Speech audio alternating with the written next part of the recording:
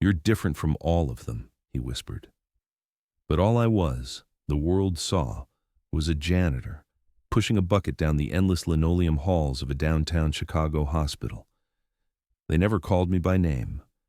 Maybe you're finishing your rounds, checking the cameras, or closing the building while the world sleeps. Tell me, where are you watching from, and what time is it there? I promise, today's story will touch your heart. My name is Agnes, and I'm 63 years old. For over 4 decades, I've walked these sterile corridors at Northwestern Memorial Hospital, my worn sneakers squeaking against floors that never stay clean. My uniform, washed so many times the blue has faded to gray, hangs loose on my shrinking frame. The fluorescent lights buzz overhead like angry wasps, casting shadows that follow me from room to room, ward to ward, night after night. I remember the first time I walked through these doors.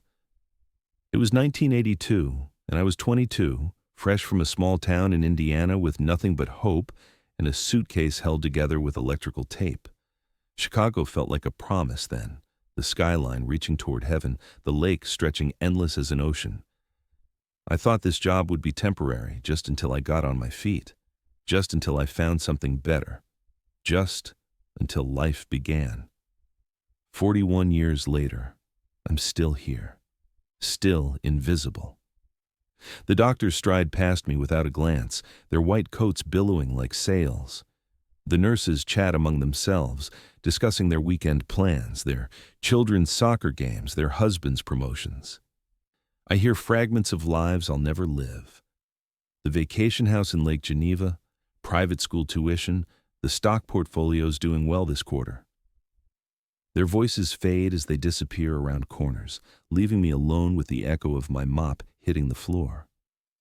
Mrs. Patricia Donnelly runs the night shift on the cardiac ward. She's worked here half as long as I have, but she treats me like I'm furniture, useful when needed, forgotten when not. "Agnes," she'll bark from behind her desk, never looking up from her computer. "Room 314 needs attention. The family complained about the smell." Not please, not thank you. Just commands delivered with the casual cruelty of someone who's never had to scrub blood from a floor at 3 a.m. I've cleaned up after births and deaths, celebrations and tragedies. I've mopped tears from waiting room floors and wiped desperate prayers from chapel pews. I know which families sleep in their cars because they can't afford hotels. I know which patients die alone because no one comes to visit. I know the weight of human sorrow, and I carry it in my bucket from room to room. My apartment is a studio in Bridgeport, 20 minutes on the Red Line if the trains are running on time, which they never are. The building is old, older than me, with pipes that bang like ghosts in the walls and windows that rattle when the wind comes off the lake. My neighbors are mostly young couples who moved in because it's cheap, and they nod politely when we pass in the hallway. But they don't know my name either. I'm just the old lady from 3B who keeps to herself. The apartment costs $1,200 a month now. When I first moved in, it was $400. Every year the rent goes up, but my salary barely moves. The hospital gives us raises, 2% if we're lucky. But what's 2% of nothing? The cost of everything else rises faster than my paycheck: groceries, utilities, the monthly pass for the CTA. Some months, I choose between buying groceries and taking the train to work. Those months, I walk the 4 miles each way, my legs aching by the time I reach home. I work the overnight shift, 11 p.m. to 7 a.m., 5 nights a week. The hospital is different at night, quieter, but somehow more intense. The emergencies feel more urgent in the darkness. The grief cuts deeper when the world outside is sleeping. I've learned to move through shadows, to clean around sorrow, to be present but invisible. It's a skill you develop after 4 decades of being overlooked. During my 15-minute breaks, I sit in the supply closet and eat sandwiches I make at home. Peanut butter and jelly, sometimes just peanut butter when money's tight. I listen to the sounds of the hospital, monitors beeping, families whispering, life happening just beyond the thin walls. Sometimes I wonder what it would feel like to matter to someone, to be missed if I didn't show up, to be seen as more than a set of hands that push a mop. The housekeeping staff meetings happen once a month, usually on a Tuesday morning when I should be sleeping. We gather in a windowless room in the basement, 20 tired faces staring at charts and graphs that show our productivity scores. Mrs. Ramirez, our supervisor, reads from a script about efficiency and customer service. She talks about the hospital's mission, healing begins with caring, while she tells us to use less soap, fewer paper towels, to move faster between rooms. The irony is lost on her, but not on us. My productivity numbers are always high. I've never missed a day in 4 decades, never been late, never complained. I thought that would matter. I thought loyalty would be rewarded. Instead, it's expected, like breathing or gravity. They don't celebrate consistency. They just assume it will continue forever. The younger housekeeping staff come and go like seasons. They take the job thinking it's a stepping stone, just like I did. Some last a few months, others a year or two. They bring energy and optimism that slowly gets worn away by thankless work and disrespectful treatment. I want to tell them to leave while they still can, to find something better before they wake up 40 years later wondering where their life went. But I don't. Maybe they need this job as much as I do. Maybe their dreams are stronger than mine were. There's Maria, who's been here 3 years. She's studying nursing at Triton College, working nights to pay for classes.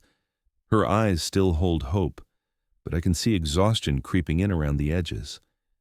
She asks me for advice sometimes, and I don't know what to tell her. Stay in school? Follow your dreams?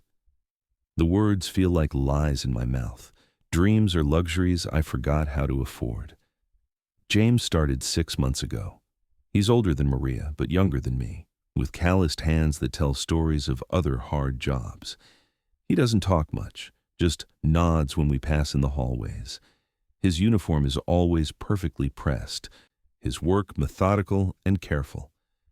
I recognize something in his silence, the quiet dignity of someone who's learned that complaining changes nothing. The hospital has grown over the years, adding new wings, new departments, new ways to generate revenue. The executives talk about their expansion plans in the elevator, their voices filled with excitement about market share and profit margins. They mention numbers that hurt my brain: millions in investments, billions in assets, capital campaigns that could fund a small nation. The hospital's endowment has grown to over $800 million, but somehow there's never enough money for better wages or decent benefits for the people who actually keep the place running. I overheard Dr. Peterson talking about his vacation home in Aspen last week, how he's considering buying another property in Scottsdale as an investment. He mentioned his stock portfolio casually, the way other people talk about the weather. The tech stocks have been incredible this year, he said to his colleague. My financial advisor says we should diversify into cryptocurrency. Bitcoin's looking promising for the long term.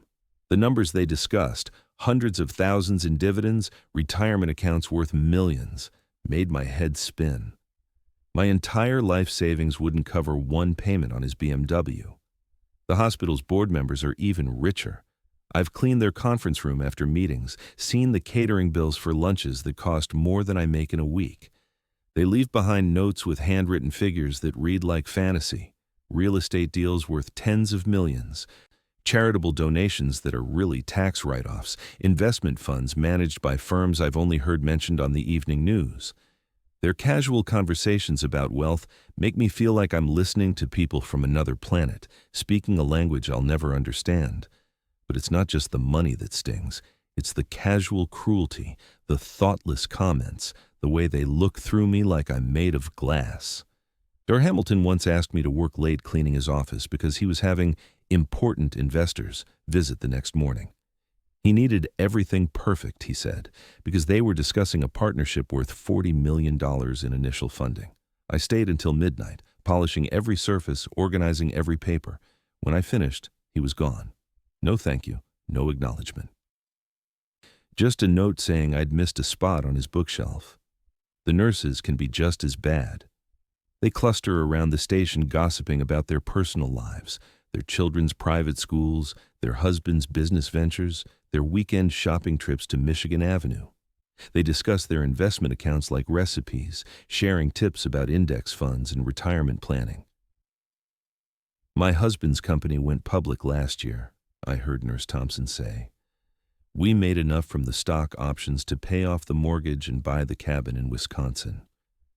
They talk about money as if it grows on trees, while I'm calculating whether I can afford both groceries and my blood pressure medication this month. Have you ever felt invisible in a room full of people? As if your presence doesn't matter, your voice doesn't count? That's what every day feels like for me. The patients and their families often treat me with the same casual dismissal. I'm just part of the scenery, like the IV poles and bed rails. They complain about everything: the temperature, the noise, the food, the service. But they complain to the nurses and doctors, never to me. I'm just the woman with the mop, not worth their words or their anger. Sometimes I wonder if they even see me as human, or just another piece of hospital equipment that needs to be worked around. Mrs. Chen in room 507 is different. She's been here for 2 weeks with pneumonia, and every night when I clean her room, she smiles and thanks me. Her English isn't perfect, but her kindness is clear. You work so hard, she tells me, pressing a wrinkled dollar bill into my hand despite my protests. Take care of yourself too. It's not about the money. It's about being seen, being acknowledged as a person with feelings and worth. Those moments keep me going when everything else feels hopeless. There was Mr. Johnson, too, before he passed last month. He was in his 80s, a retired teacher from the South Side. Every night he would ask about my family, my life outside these walls. He told me stories about his students, how he tried to see potential in every child, especially the ones others had written off. Everyone matters, Agnes, he would say. Everyone has a story worth hearing. When he died, his daughter gave me a small framed photo of him with his class. I keep it in my locker now, a reminder that some people understand what it means to be treated with dignity. But for every Mrs. Chen and Mr. Johnson, there are dozens of others who look right through me. The businessman in room 623 who snapped his fingers at me like I was a dog when he wanted his room cleaned. The society lady in the private wing who complained to the nurses that the cleaning lady was making too much noise at 2 a.m., as if hospitals are supposed to be silent. The politician's wife, who suggested I was stealing supplies because she saw me taking extra paper towels to clean up the coffee her husband had spilled all over the floor. Each slight, each dismissal, each moment of casual cruelty carves away a little piece of my dignity. I've learned to swallow my responses, to bite my tongue until it bleeds, to smile and nod and fade back into the shadows. What choice do I have? I need this job. I need the insurance, even though it barely covers anything. I need the paycheck, even though it's never enough. I need the routine, the purpose, the feeling that I'm contributing something, even if no one notices or cares. Do you know what it's like to give your whole life to something and feel like it never gave anything back? The loneliness is the hardest part. I wake up at 9 p.m. in my empty apartment and get ready for another night of being invisible. I eat dinner alone, watching the evening news with the sound turned low so I don't disturb my neighbors. The anchors talk about the stock market, about businesses thriving, about the economy improving. They show graphs with arrows pointing up, numbers in the billions, success stories of entrepreneurs who started with nothing and built vast fortunes. I wonder what nothing means to them, because my nothing feels different from their nothing. I've never been married. There was someone once back in the 80s, Robert, a security guard at the hospital.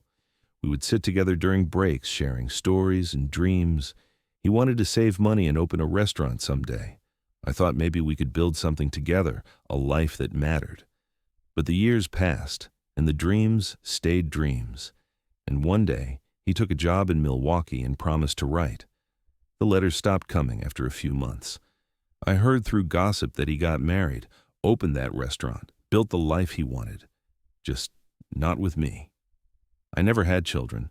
I tell myself it's better this way. What kind of life could I have given them? What kind of future could I have provided on a housekeeper's salary?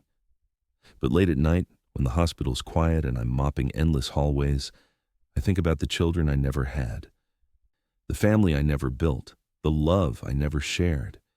The emptiness feels like a physical weight in my chest, pressing down until I can barely breathe. My Social Security statement came last month.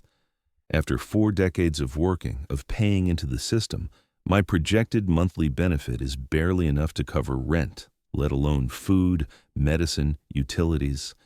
The numbers on the page might as well be written in a foreign language for all the comfort they provide.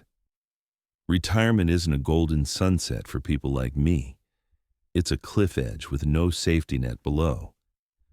I've tried to save money over the years, putting aside what I could in a savings account that earns practically nothing in interest.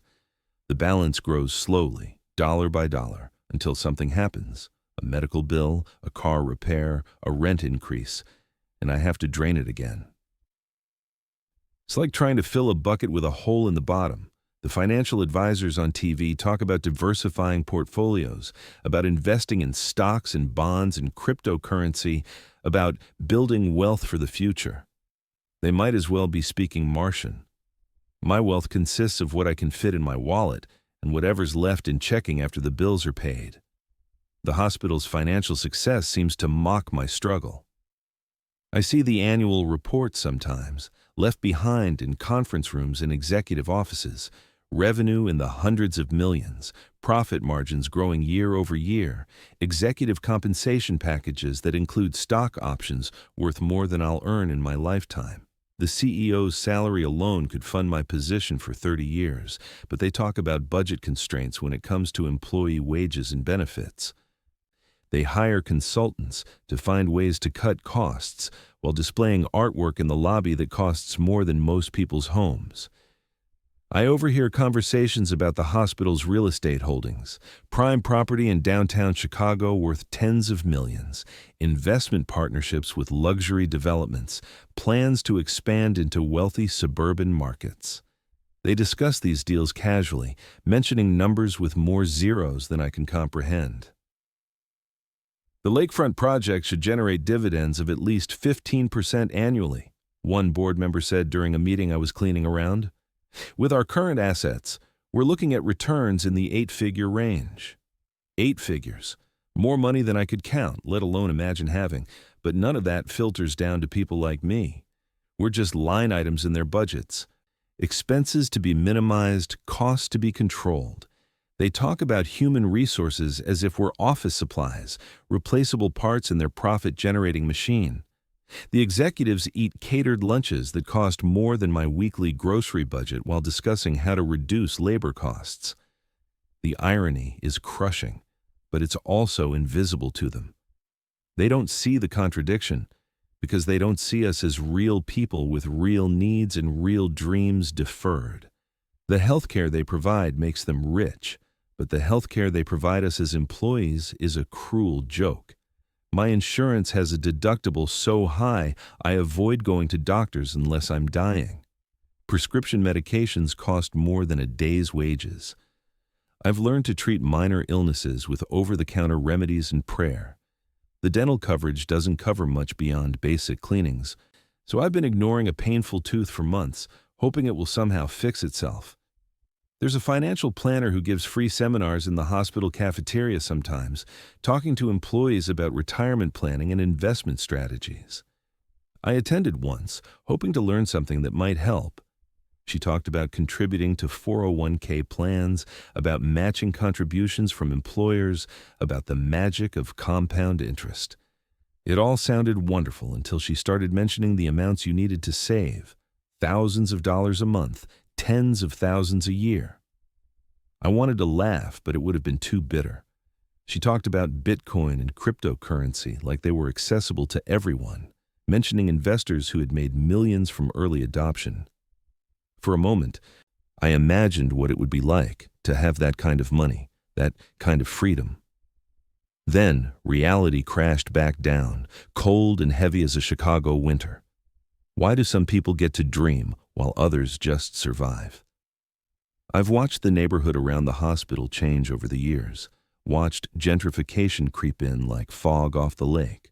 Coffee shops that charge $6 for a cup of coffee, restaurants where appetizers cost more than my entire dinner budget, boutiques selling clothes that cost more than my monthly rent. The people who frequent these places talk casually about money, about investment properties, about stock options, about trust funds and inheritances. I clean the floors they walk on, but I inhabit a different economic universe, one where every purchase requires careful consideration, where luxury is a pair of shoes that don't hurt your feet. The condominiums going up around the hospital start at prices that make my eyes water. $500,000, $800,000, over $1 million for a 2-bedroom unit. The real estate agents talk about these properties as investments, about appreciation rates and tax advantages.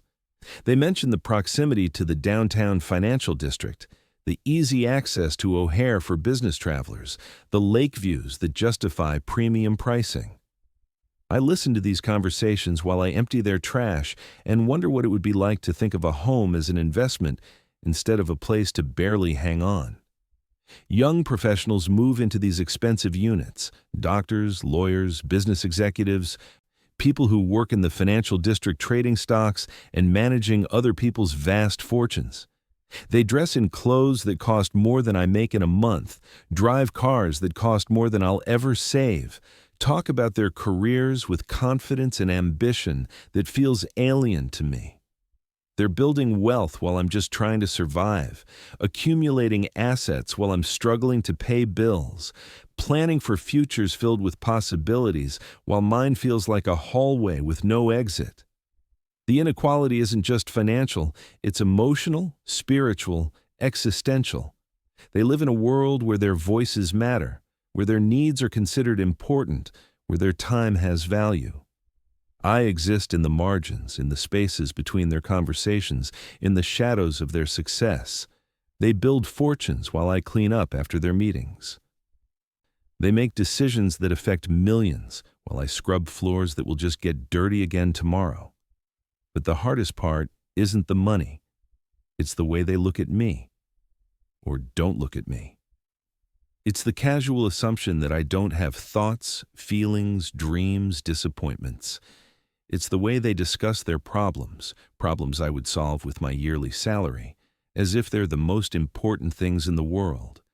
It's the way they complain about inconveniences that would be luxuries to me, the way they take for granted opportunities I'll never have, the way they waste resources I calculate down to the penny. Dr. Morrison was discussing his cryptocurrency portfolio last week, mentioning how his Bitcoin holdings had grown to over $200,000. It's basically free money at this point, he said to his colleague. I barely think about it anymore. Just let it grow. $200,000 in digital currency he barely thinks about, while I lose sleep over a $50 bill I can't pay on time. The disconnect between our realities is so vast it feels like we're living on different planets. Have you ever worked for people who have so much they don't even notice what they waste while you count every penny?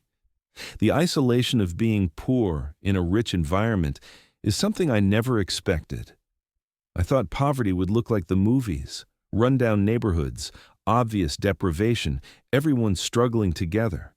But my poverty is invisible, hidden behind a clean uniform and a forced smile, surrounded by wealth so casual it doesn't even recognize itself as wealth. I'm poor among the rich, struggling among the comfortable, invisible among the seen. I've developed a skill over the years, the ability to disappear while still being present, to move through spaces without drawing attention, to hear conversations without being heard, to witness lives without being acknowledged. It's a survival mechanism, but it's also a kind of death.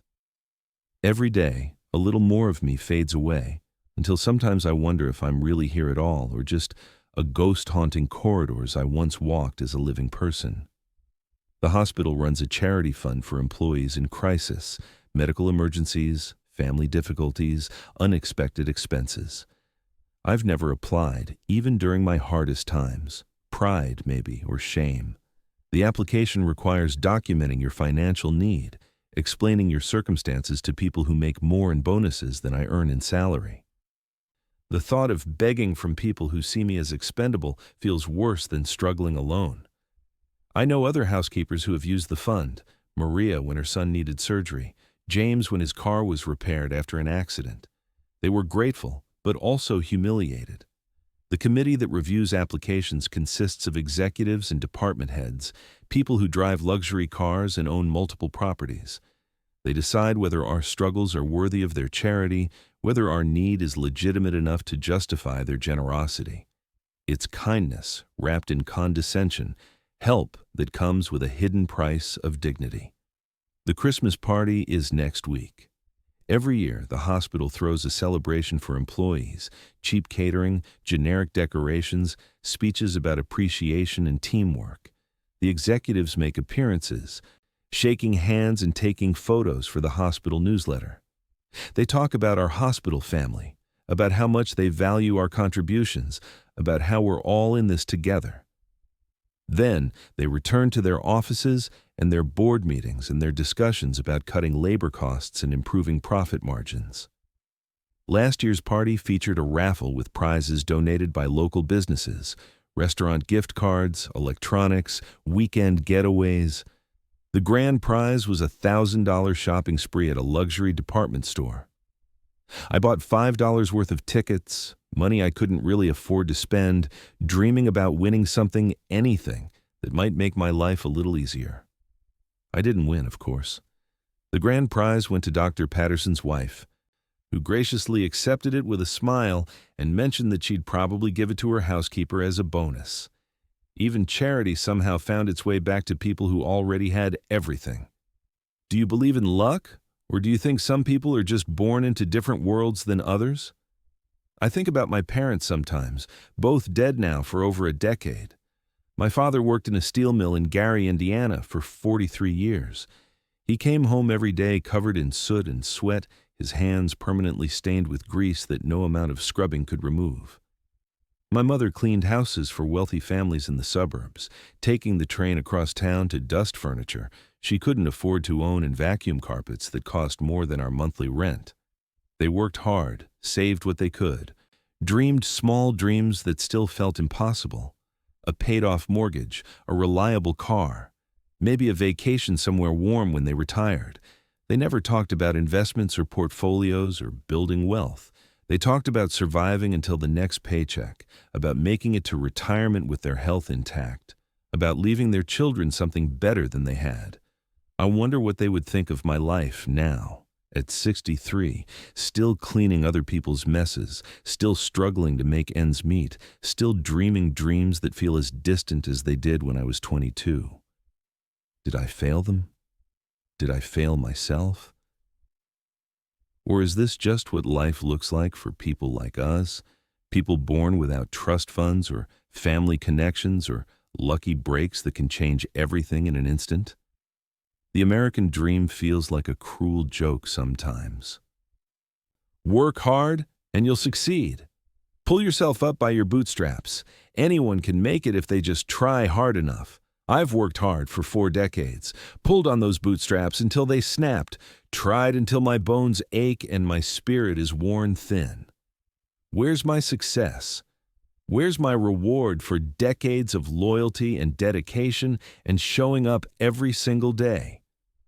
Maybe the dream was never meant for people like me. Maybe it was designed for people who start with advantages I'll never have, who inherit not just money, but connections, opportunities, social capital, the kind of wealth that doesn't show up in bank statements but opens doors I don't even know exist. Maybe the system works exactly as it's supposed to, keeping people like me working for people like them, cleaning their floors and staying invisible and grateful for the privilege of serving their success. The anger surprises me sometimes, how hot it burns in my chest when I least expect it. I've spent so many years being polite, being grateful, being invisible, that I forgot anger was an option. But late at night, when I'm alone with my thoughts and my aching feet, the anger rises like steam from a radiator.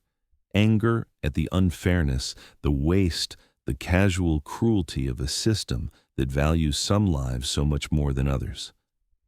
I feel angry at myself, too, for accepting this life, for never demanding more, for believing I didn't deserve better.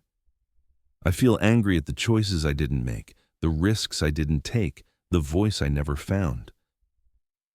I feel angry at a society that measures worth in dollar signs and treats people like me as disposable resources rather than human beings with dignity and dreams and contributions that matter. But anger without action is just acid that burns from the inside out. What am I supposed to do with this rage? Who am I supposed to fight? The system is too big, too entrenched, too indifferent to my small rebellion. I can't quit. I need this job, inadequate as it is. I can't complain. There are a dozen people waiting to take my place. I can't demand more. I have no leverage, no power, no voice that anyone wants to hear. So I swallow the anger like bitter medicine and keep moving through these hallways, keep pushing this mop, keep being invisible while the world spins on without noticing my struggle or caring about my pain. It's not heroic or noble or even particularly tragic. It's just what survival looks like when you're 63 and running out of options and time. But something is shifting inside me, some tectonic plate of resignation beginning to crack. Maybe it's my age, the growing awareness that I have more years behind me than ahead. Maybe it's the accumulation of 4 decades of small humiliations finally reaching a breaking point. Maybe it's just exhaustion, not physical tiredness, but soul-deep weariness of living a life that feels increasingly meaningless. I find myself thinking dangerous thoughts. What if I just stopped? What if I put down this mop and walked away? What if I demanded to be seen, to be heard, to be treated like a human being with worth and dignity? What would happen if I disrupted their comfortable assumption that I'll always be there, always grateful, always invisible? The thoughts scare me because they feel like hope, and hope has been a luxury I couldn't afford for so long I'd forgotten how it tastes. But there it is, growing in the cracks of my resignation like weeds through concrete, the possibility that my story isn't over yet, that these might not be my last chapters, that maybe, just maybe, I deserve more than this. Next week is my 41st anniversary at the hospital. 41 years of showing up, of being reliable, of doing work that matters even if no one acknowledges it. 41 years of watching other people build lives and fortunes while I barely tread water. 41 years of being invisible in plain sight. I don't expect any recognition, any celebration, any acknowledgement of this milestone. They don't keep track of people like me, don't measure our contributions in anything but productivity metrics and labor costs. But I know what 41 years means. I know the pounds of dirt I've scrubbed away, the miles I've walked in these hallways, the tears I've mopped up along with everything else. Maybe it's time they knew too. The plan formed slowly, over weeks of sleepless days and endless nights, crystallizing like ice on my apartment window. I wouldn't quit. I couldn't afford to quit. I wouldn't make a scene. That would just give them an excuse to dismiss me as unstable. I wouldn't beg or plead or humiliate myself any further. Instead, I would do something they never expected from someone like me. I would make them see me. It started with small changes. I began walking a little taller, making eye contact instead of looking at the floor. When someone spoke to me, I looked directly at them, let them see the intelligence in my eyes, the person behind the uniform. When Dr. Hamilton left notes about tasks that weren't my responsibility, I left polite responses explaining the difference between housekeeping duties and general errands. When Nurse Thompson complained about the temperature of the water in the supply closet, I suggested she contact maintenance instead of assuming I could fix plumbing issues. The changes were subtle, barely noticeable, but I felt them like electrical currents running through my body. For the first time in decades, I was responding instead of just reacting, thinking instead of just obeying, asserting my humanity in small but significant ways. Mrs. Donnelly noticed first. "Agnes, is everything all right?" she asked one evening, her voice carrying a note of confusion. "You seem different." "Different how?" I asked, stopping my work to look at her fully. "I don't know. she said, flustered. Just different. I smiled, a real smile instead of the automatic one I'd worn for 40 years. Maybe you're just noticing me for the first time, I said gently, then returned to my work while she stared after me with a puzzled expression. The other staff members began to notice too. James nodded approvingly when he saw me speak up during a safety meeting, pointing out a hazard that could have caused injuries. Maria asked what had changed, saying I seemed more confident, more present.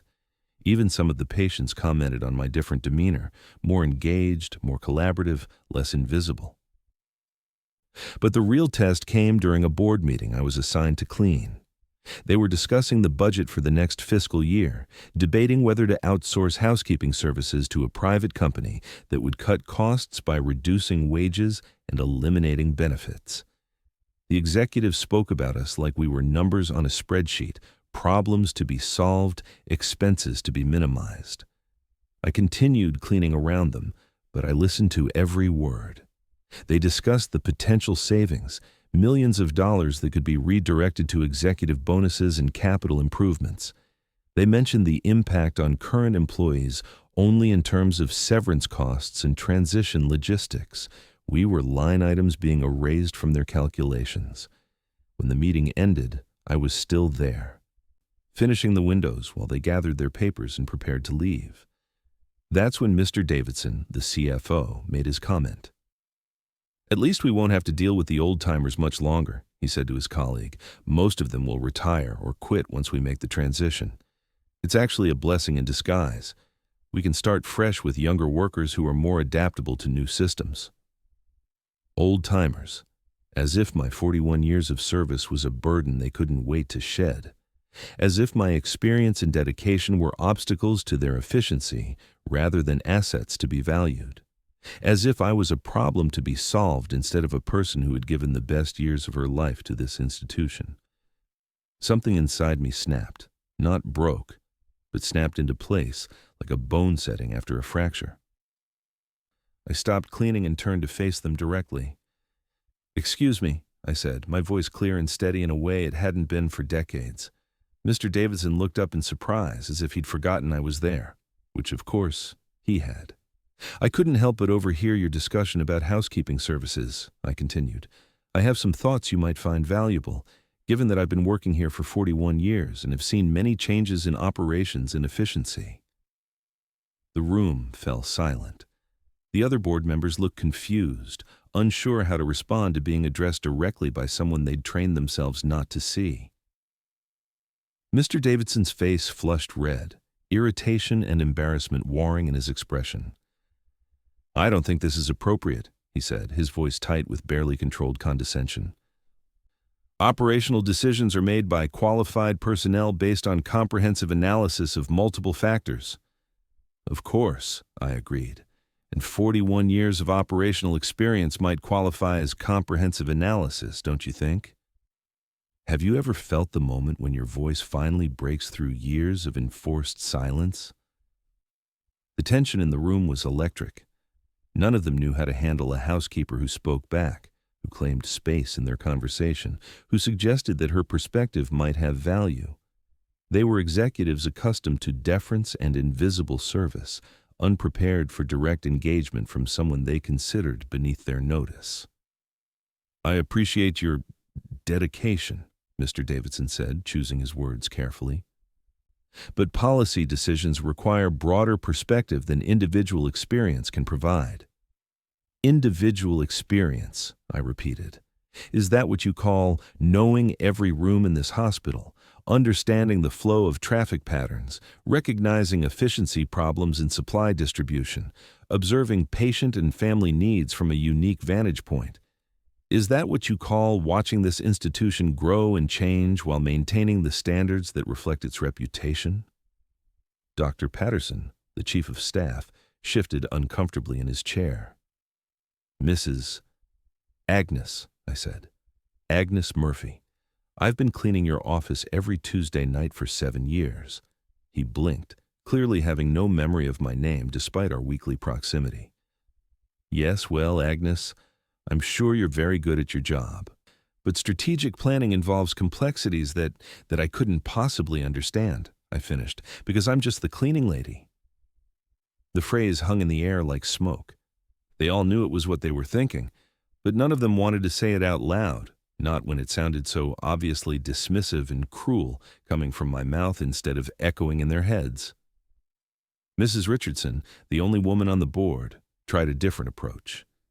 Agnes, we're grateful for your service, truly we are. But you have to understand that we have fiduciary responsibilities to the hospital, financial obligations that require us to make difficult decisions about resource allocation. Resources, I said. Is that what we are? Resources to be allocated? Well, I mean, in a business sense. In a human sense, I interrupted. In the sense that matters to the patients who depend on this hospital being clean and safe. In the sense that matters to the families who trust you to maintain standards of care that include environmental cleanliness. In the sense that matters to the community that views this hospital as a symbol of quality and compassion. I could see them struggling with cognitive dissonance, the jarring disconnect between their mental image of me as invisible and voiceless, and the reality of me as articulate and informed. It was like watching people trying to process a magic trick, unable to reconcile what they expected to see with what was actually happening. Furthermore, I continued, feeling power flow through my voice like electricity, the private company you're considering has a track record at similar institutions. Mercy General switched to the same contractor 2 years ago. Their infection rates increased by 30% within 6 months due to inadequate cleaning protocols and insufficient training. Patient satisfaction scores dropped significantly, particularly in areas related to facility cleanliness and maintenance. Their accreditation review noted multiple deficiencies in environmental services that the previous in-house staff would never have allowed. The silence that followed was different from the earlier discomfort. This was the silence of people realizing they had underestimated someone they had written off, the silence of assumptions crumbling under the weight of inconvenient truths. "How do you know about Mercy General?" Dr. Patterson asked, his voice smaller than before. "I read," I said simply. "I research. I pay attention. I care about the work I do, even if no one else seems to notice or value it." Mr. Davidson recovered first, his businessman's instincts kicking in to regain control of the situation. "This is all very interesting, but it doesn't change the fundamental economics of the situation. We need to reduce operational costs, and labor represents our largest controllable expense." "Controllable," I repeated. "Your largest controllable expense. What about executive compensation? What about the art collection in the lobby that cost more than my entire department's annual salaries? What about the consulting fees you pay to firms that tell you things your own employees could tell you if you bothered to ask?" The temperature in the room seemed to drop 10 degrees. They weren't used to having their priorities questioned, especially not by someone they considered powerless. But I was just getting started. 40 years of swallowed words were finally finding their way to the surface. "Last month, you approved a $100,000 renovation for the executive boardroom. New furniture, new carpet, new artwork. Meanwhile, our supply closets have locks that don't work, mop buckets with holes in them, and vacuum cleaners held together with duct tape.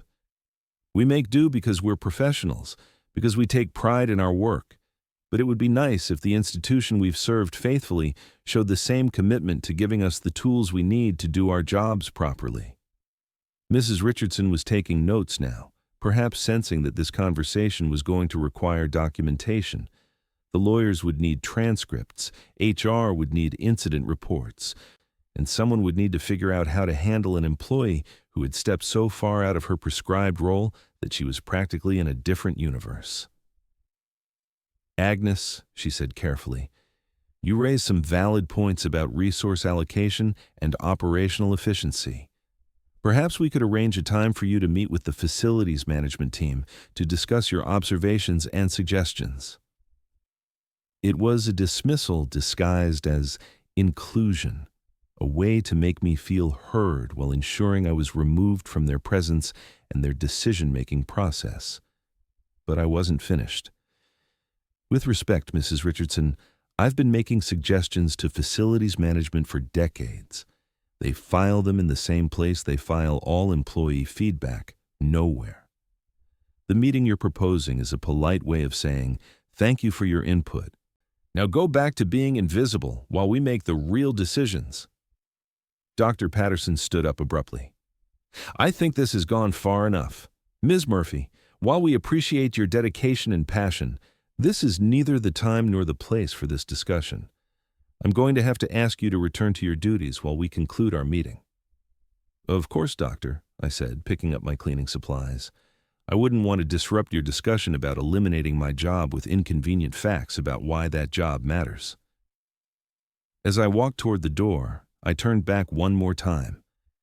For 41 years, I've been the person who makes sure this hospital is clean and safe for every patient, every family, every visitor who walks through these doors. I've worked nights and weekends and holidays. I've cleaned up after tragedies and celebrations, after births and deaths, after the best and worst moments in people's lives. I've done it quietly and professionally and without complaint, believing that my work mattered, even if no one noticed or thanked me for it. My voice grew stronger with each word, fueled by decades of accumulated purpose and dignity finally given voice. If you eliminate my position and the positions of my colleagues, you won't just be cutting costs, you'll be cutting the connection between this institution and the community it serves. You'll be cutting the continuity of care that comes from genuine investment in quality. You'll be cutting the human element that separates a hospital from a factory.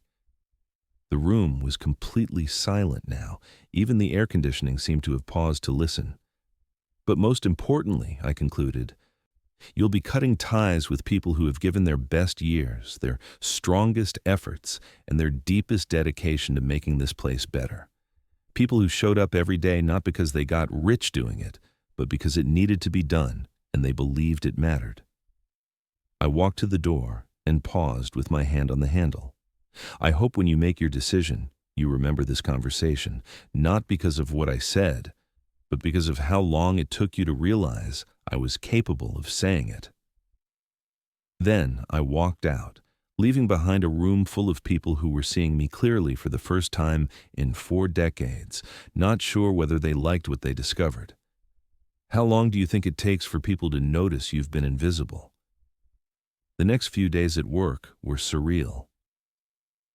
Word had somehow spread about my confrontation with the board, though details had been distorted through layers of gossip and speculation. Some people treated me with newfound respect, others with suspicion, and a few with barely concealed hostility. The delicate ecosystem of hospital hierarchy had been disrupted, and no one was quite sure how to respond. Mrs. Donnelly called me into her office on Friday morning, her expression unreadable.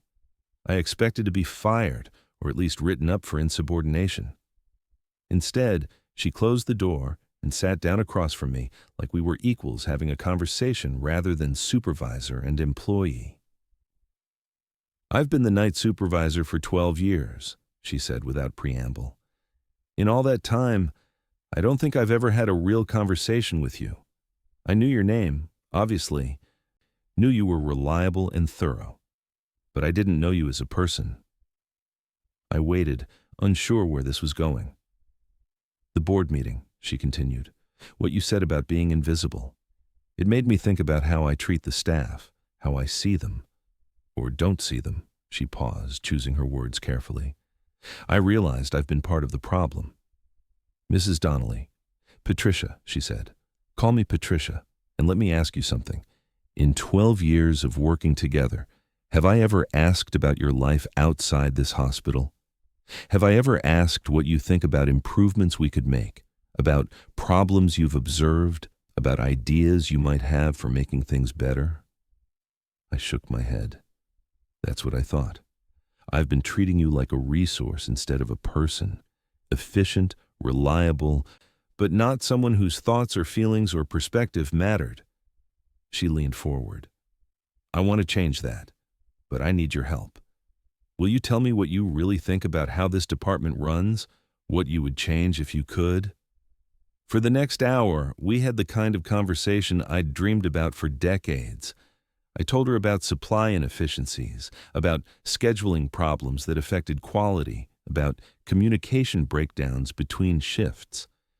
I told her about staff members who had good ideas, but no one to share them with, about safety concerns that had been ignored, about small changes that could make big differences in both working conditions and patient care. Patricia listened, really listened, taking notes and asking follow-up questions. She didn't dismiss my observations or question my qualifications to make them.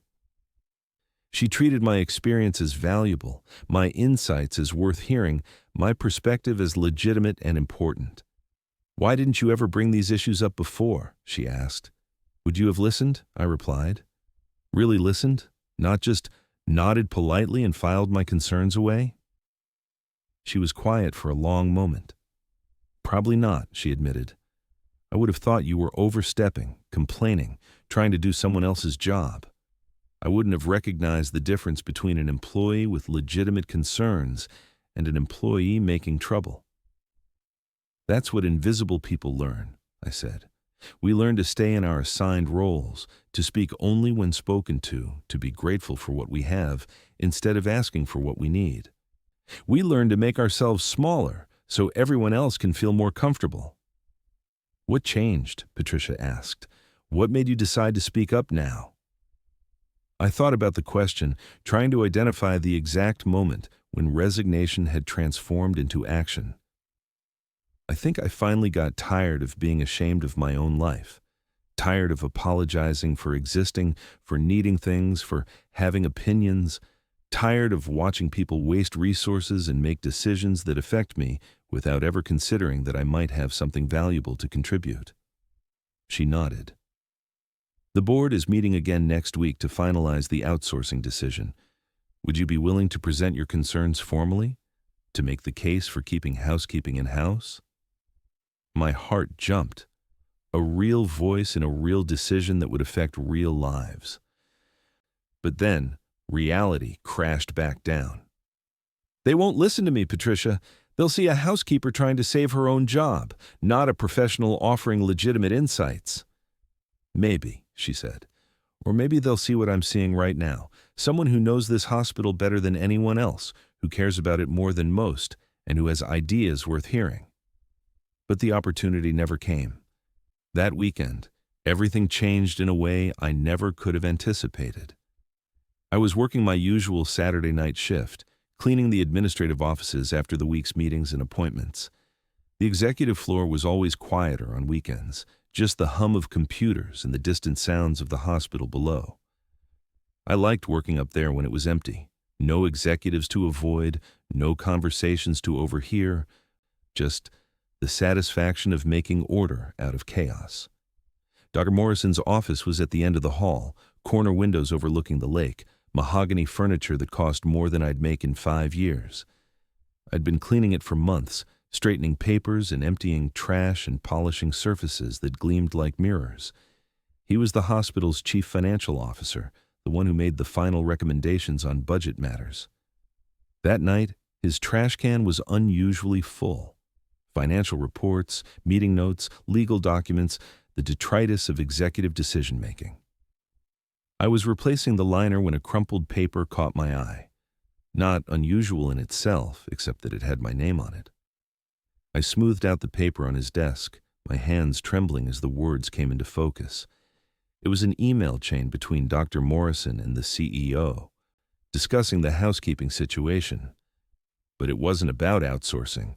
It was about me specifically, about my confrontation with the board, about what they called the Agnes problem. "She's become a liability," Dr. Morrison had written, questioning board decisions, displaying insubordination, potentially inspiring similar behavior in other staff members. "We need to address this before it spreads." The CEO's response was clinical, calculated. "Agreed. Check her personnel file for any infractions we can use for termination with cause. If nothing exists, we may need to create documentation. The outsourcing decision gives us perfect cover. We can eliminate her position specifically while maintaining we're following the broader cost-cutting plan." My legs gave out, and I sank into Dr. Morrison's $1,000 chair, the paper trembling in my hands. They weren't just planning to eliminate housekeeping. They were planning to eliminate me, personally, as punishment for speaking up. And they were willing to lie, to fabricate reasons, to destroy my 41-year record of perfect service in order to silence me. I read the email chain 3 times, each reading making the betrayal more real, more crushing.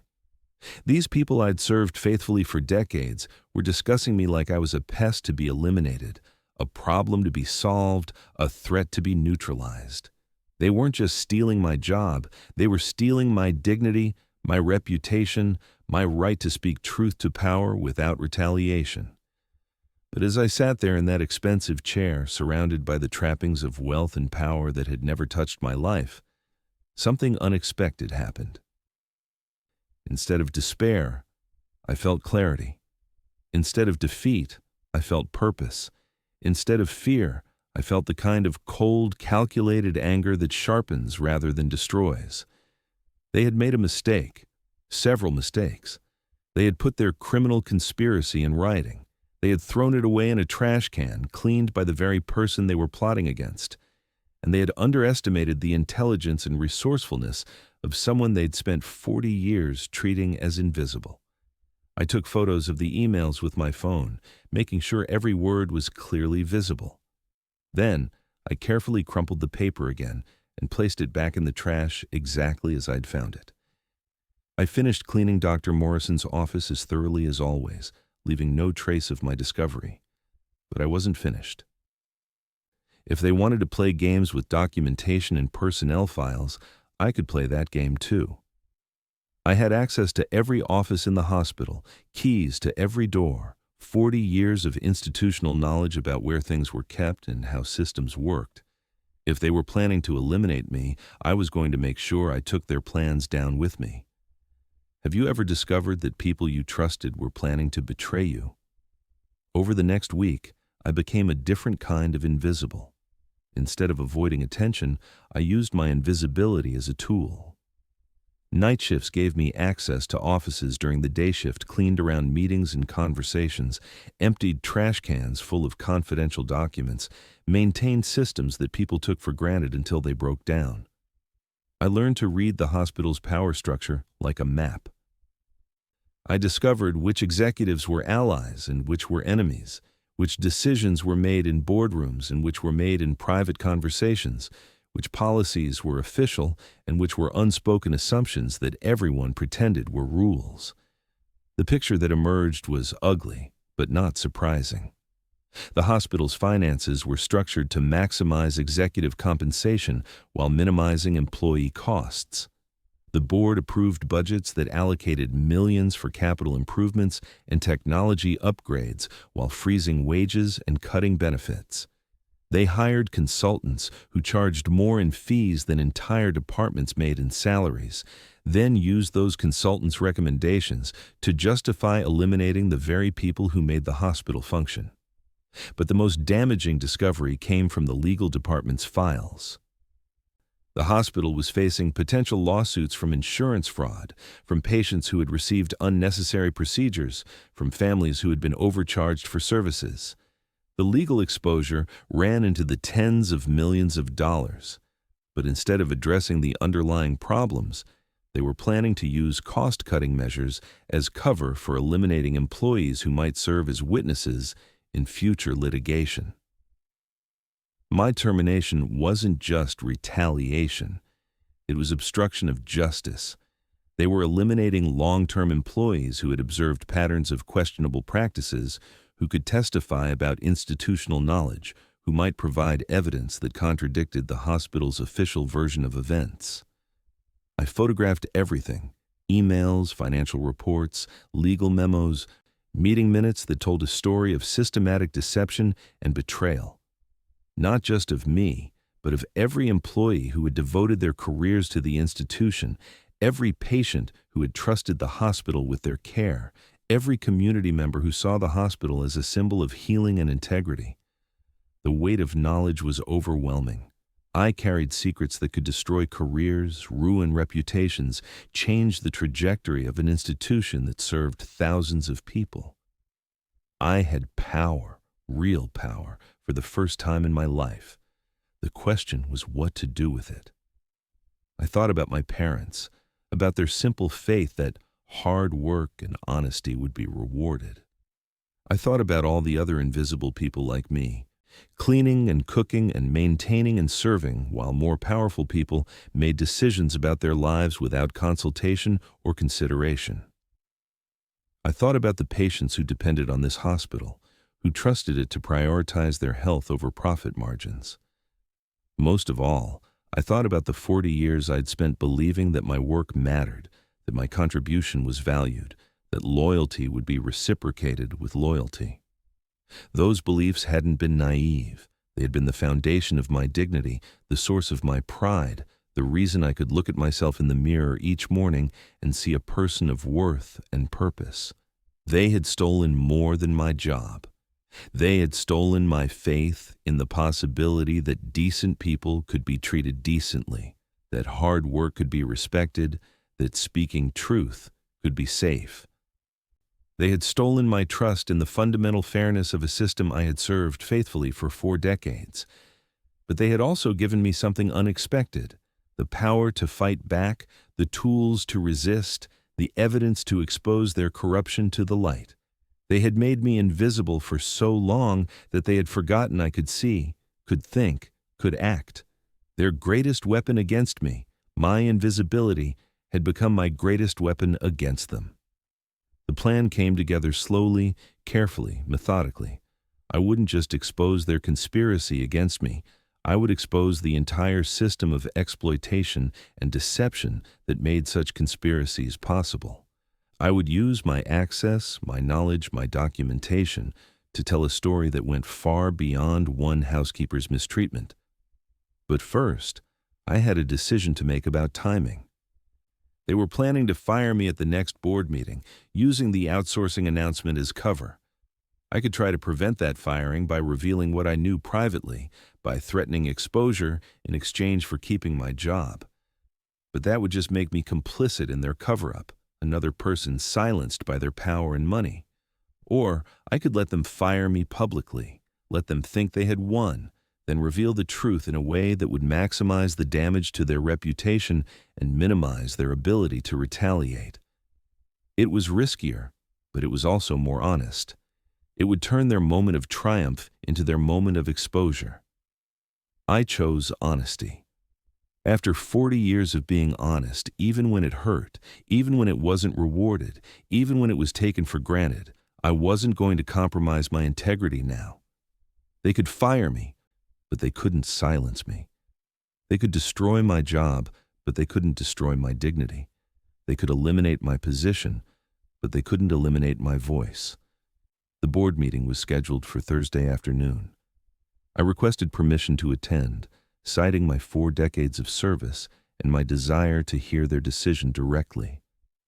They couldn't refuse without seeming petty, though I could see the reluctance in their faces. They expected me to beg, to plead for my job, to accept their decision gracefully and fade back into invisibility.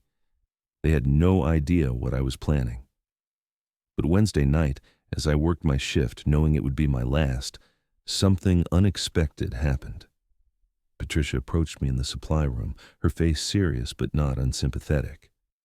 "Agnes," she said, "I need to tell you something. The decision's already been made. They're terminating your position tomorrow, along with half the housekeeping staff. They want to make an example, to show they're serious about cost-cutting." I nodded, unsurprised. I figured as much. "But there's something else," she continued. "Dr. Morrison has been asking questions about you specifically, about your personal life, your finances, your family situation. He wanted to know if you had any vulnerabilities they could exploit if you caused trouble about the termination." My blood went cold. They weren't content to just fire me. They were preparing to attack me personally if I resisted. They were looking for ways to humiliate me, to discredit me, to ensure that no one would listen if I tried to tell my story. Patricia, I said carefully, what would you do if you knew the hospital was doing something illegal, something that could hurt patients and employees? She studied my face for a long moment. I'd want to stop it, but I'd be afraid of losing my job, my security, everything I've worked for. Why?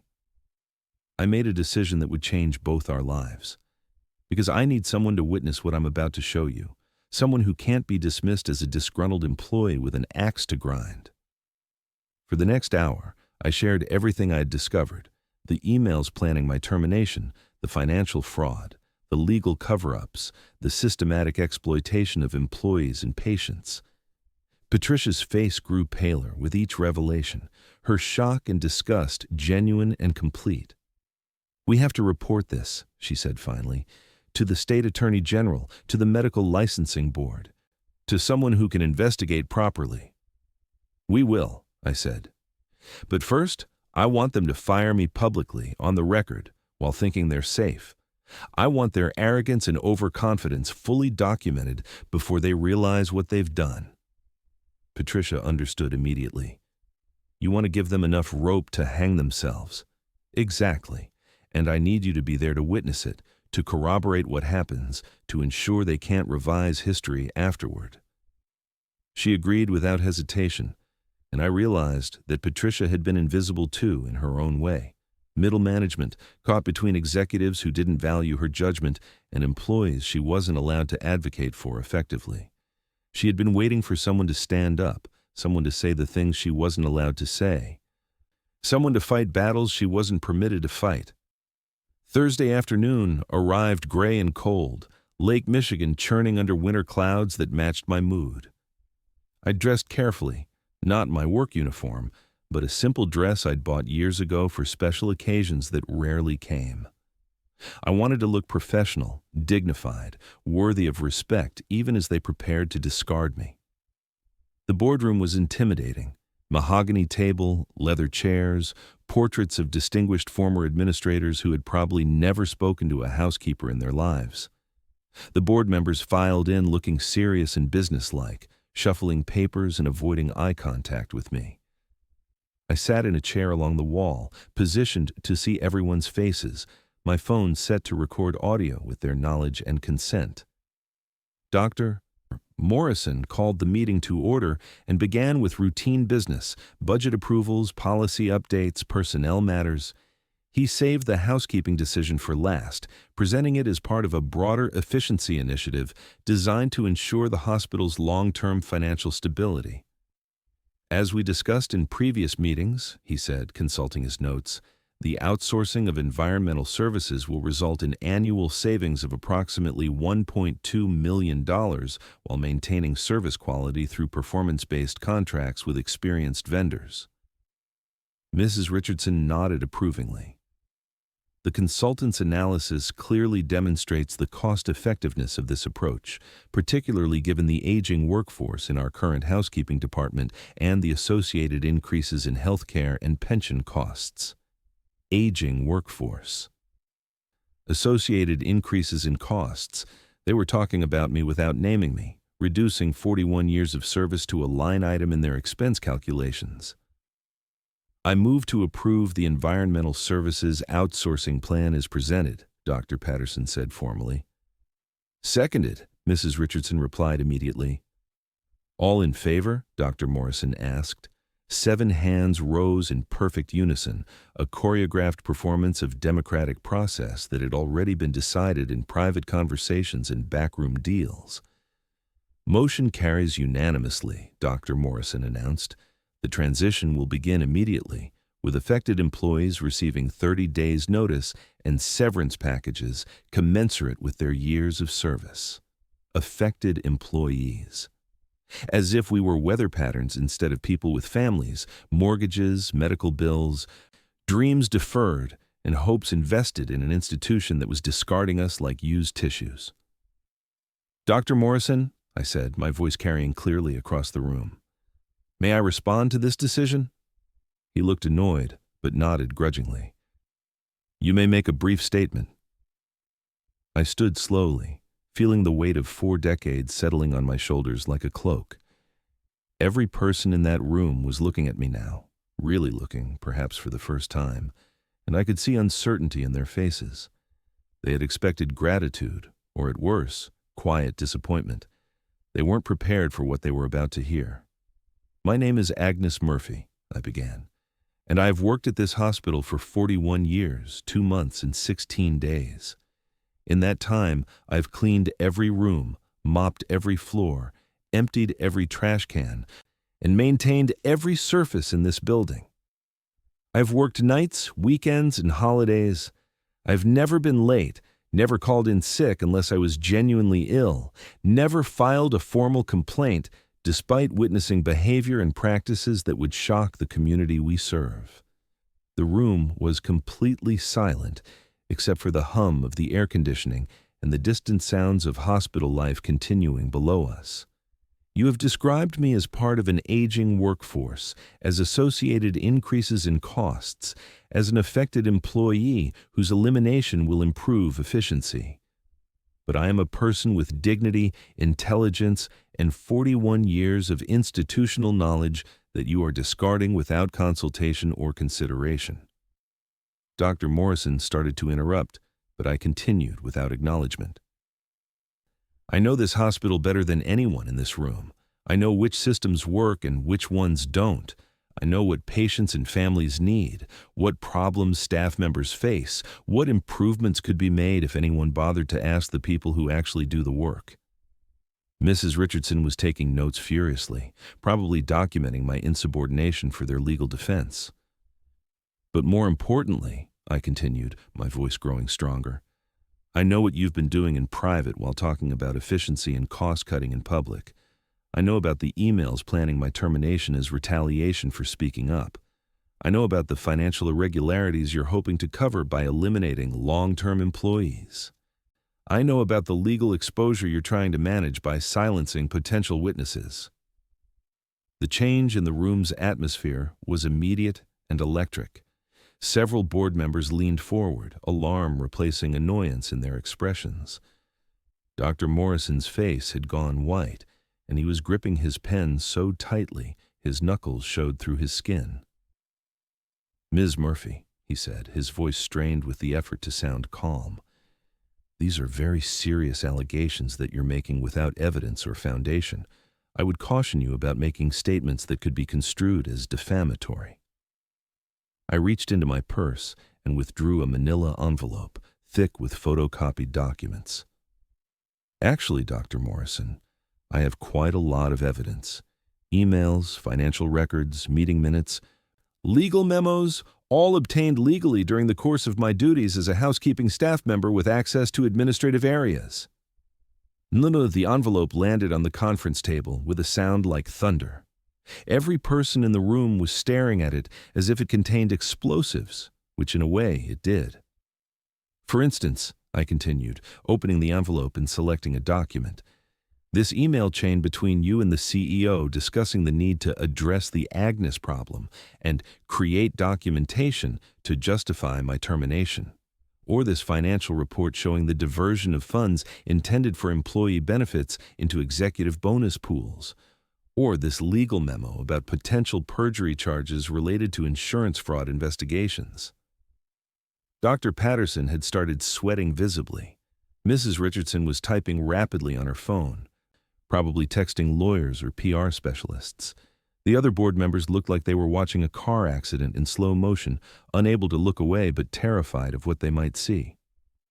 "You see," I explained, my voice now calm and conversational, "you made me invisible for so long that you forgot I could see. You treated me like furniture for so many years that you forgot furniture has eyes and ears and, sometimes, a sense of justice. What does it feel like to watch powerful people realize they're not as powerful as they thought?" Dr. Morrison recovered enough to attempt damage control.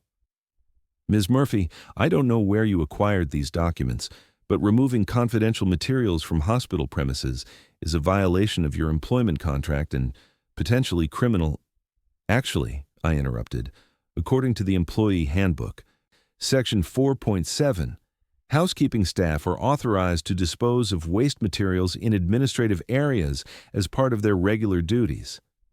Everything I collected was literally trash.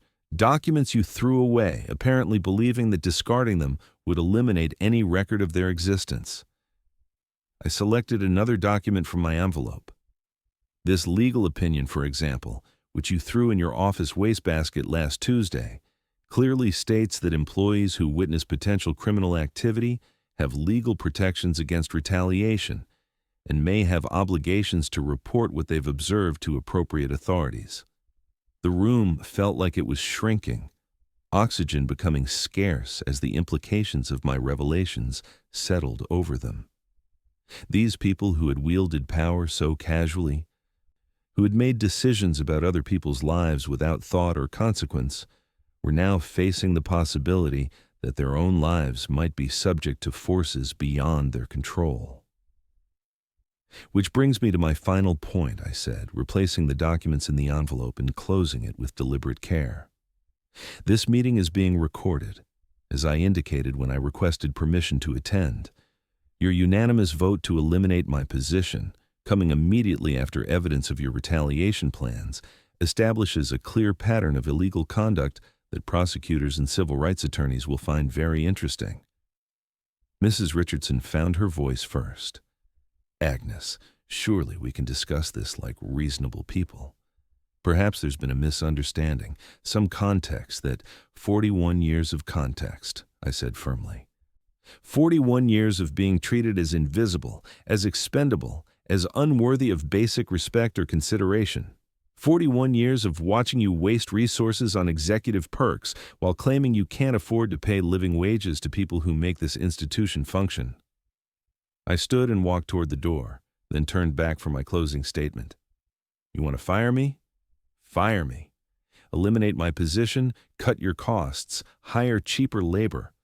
But understand that you're not just firing a housekeeper, you're firing a witness, a repository of institutional memory, a person who cared about this hospital's mission even when you forgot what that mission was supposed to be. My hand was on the door handle when I delivered the final blow. Oh, and Dr. Morrison, you might want to check your cryptocurrency investments more carefully. The wallet address listed in your personal financial documents matches one that's been flagged by federal investigators for potential tax evasion. Just thought you should know, since you'll probably want to consult with lawyers about more than just employment issues. The explosion of voices behind me as I walked out was music to my ears. Panic, recrimination, desperate attempts at damage control from people who had spent years believing they were untouchable. I had spent 41 years listening to them talk about me as if I wasn't there. Now they would spend the next few years talking about me, whether I was there or not. Patricia was waiting in the hallway, tears streaming down her face. That was the most incredible thing I've ever witnessed, she said. How are you feeling? I thought about the question seriously. Free, I said finally. For the first time in 41 years, completely free. The next few weeks unfolded like a perfectly orchestrated symphony of consequences. The documents I had gathered found their way to investigative journalists, federal prosecutors, state regulatory agencies, and civil rights organizations. The hospital's board meetings became emergency sessions with lawyers, their confident voices replaced by desperate whispers and furious arguments about liability and legal exposure. Dr. Morrison was arrested on tax evasion charges related to his cryptocurrency holdings. Apparently, digital currency transactions aren't as anonymous as some people believe, especially when federal agencies have motivation to look closely. His resignation from the hospital was announced the same day, along with a suspension of the outsourcing plan pending further review of operational requirements. The CEO lasted 2 weeks longer before pressure from the board and external investigators forced his departure. Mrs. Richardson assumed interim leadership and immediately announced policy changes designed to improve employee relations and transparency in decision-making. She also offered me my job back, along with a promotion to supervisory level and a salary increase that would have seemed like fantasy just months earlier. I declined politely, My story had attracted attention from advocacy organizations, legal aid societies, and media outlets interested in workplace rights for older Americans.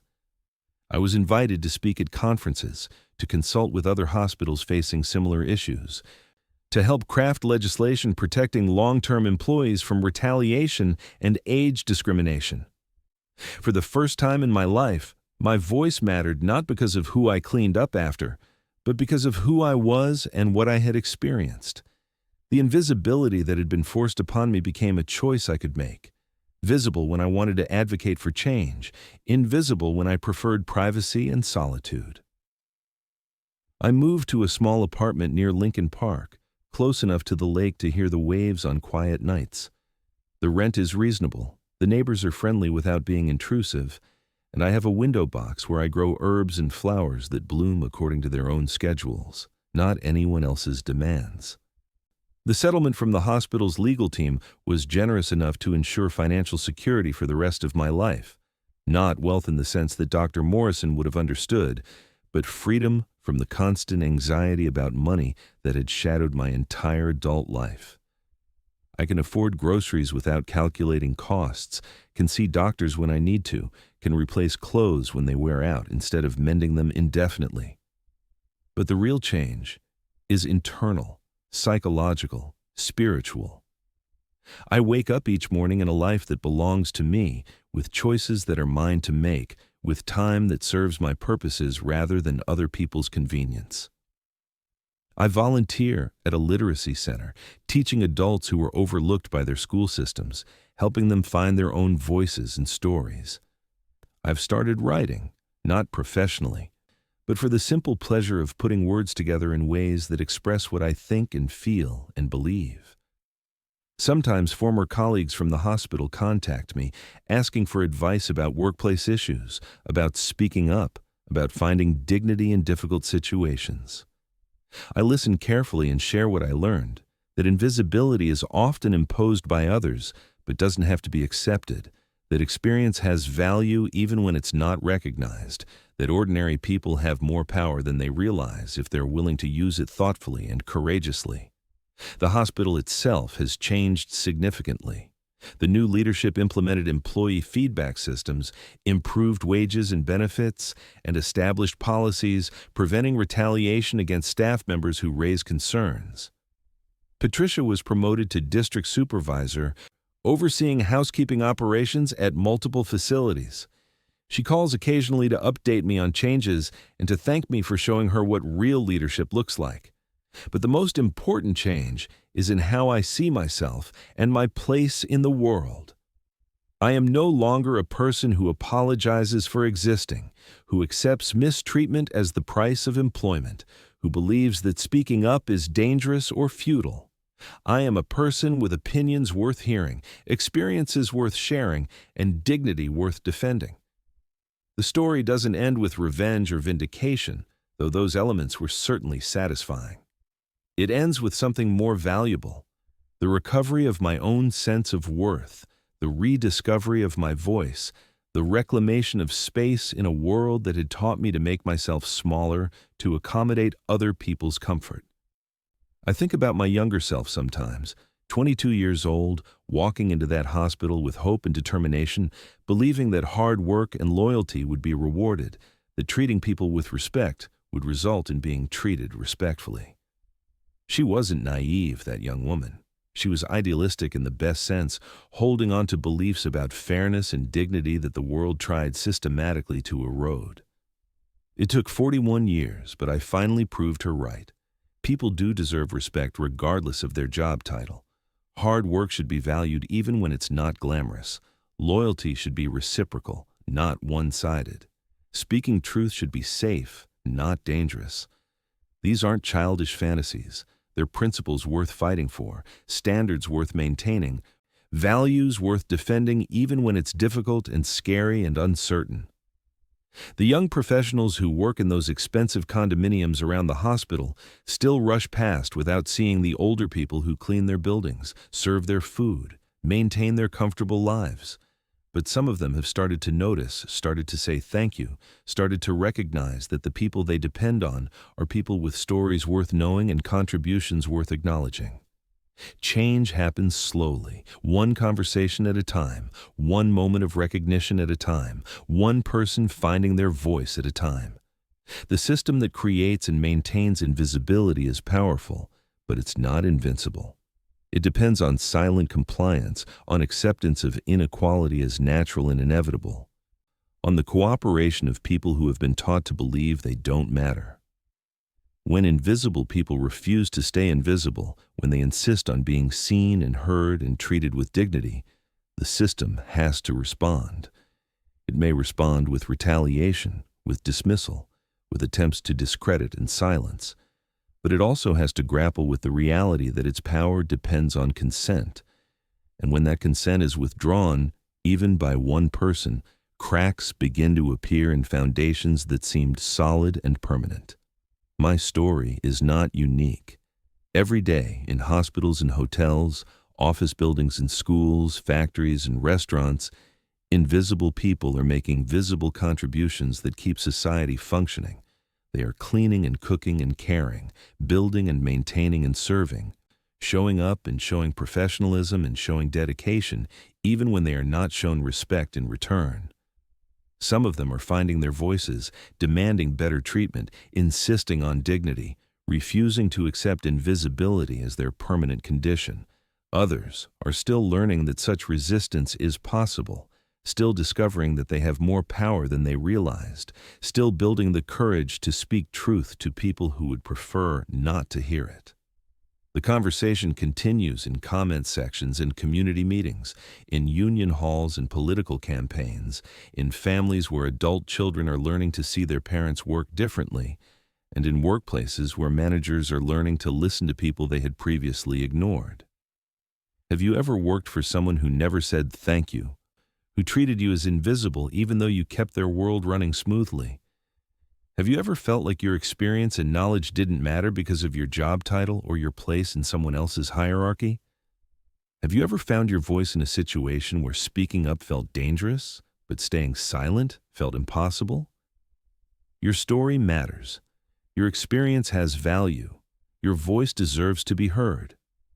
If this story touched your heart, please like and subscribe. It helps this message reach others who give their all behind the scenes, others who have felt invisible, others who are learning that dignity is not something to be granted by those in power, but something to be claimed by those who know their own worth. To continue this journey of hearing voices that often go unheard, we've created a special podcast featuring stories equally moving and authentic. You can find it here on the left. These are stories of ordinary people doing extraordinary things, of invisible contributions being recognized, of voices being found and used to create positive change. Thank you for listening, for seeing, for remembering that every person has a story worth hearing and dignity worth defending. I'll see you in the next story, where we'll continue exploring what happens when people refuse to stay invisible.